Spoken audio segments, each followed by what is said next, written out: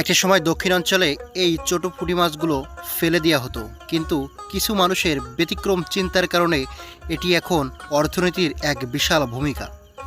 গ্রামের মানুষের শুঁটকি মাছের প্রতি চাহিদা কম থাকলেও কিন্তু শহরের মানুষের রয়েছে ব্যাপক চাহিদা। সারা দেশে শুঁটকির বর্তমানে ব্যাপক চাহিদা রয়েছে।